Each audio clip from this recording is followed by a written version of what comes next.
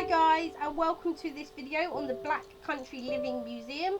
Now the Black Country is Dudley, Sandwell, Walsall and Wolverhampton, and this is a open air museum set in the town of Dudley.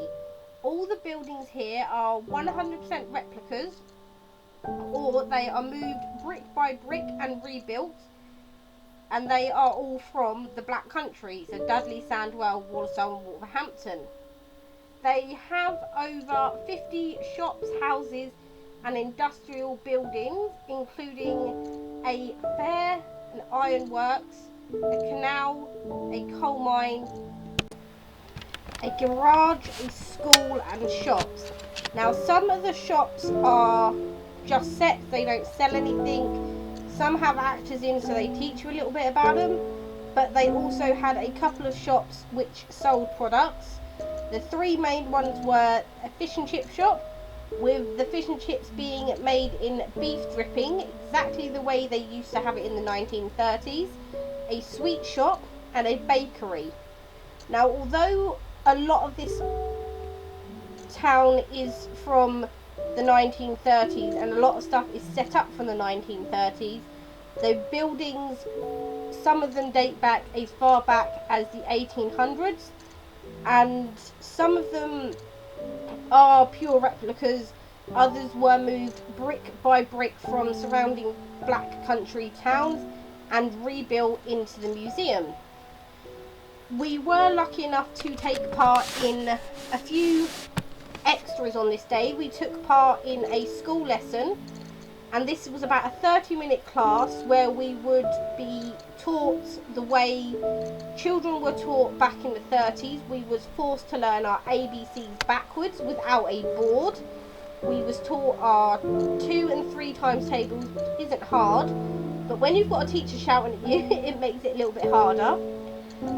So we was learnt that, and we was also just taught a little bit about how kids would have to behave in class in them days. We also got to take part on a mine tour. Now although the original mine's there, we couldn't go down into them, but they have made a replica of a mine, and it's 30 foot underground, and they taught you all about the mine works, how people work down there, or the accidents that would happen down there. And we learned that kids as young as 6 or 7 would be made to work down the mine. And we also got to see a ironworks in operation. Now we was told they very rarely fire that up, but luckily on the day we went, we got to see it working, and there is a short video at the end. And we also got to ride on a authentic 1930s bus, which took us from the museum entry, and it does a very short trip. It only takes about 5 minutes just to the 1930s streets.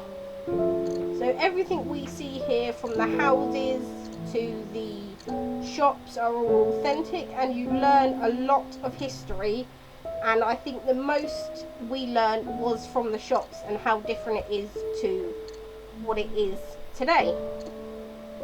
So everything we learned is stuff that I would have never have thought would have happened.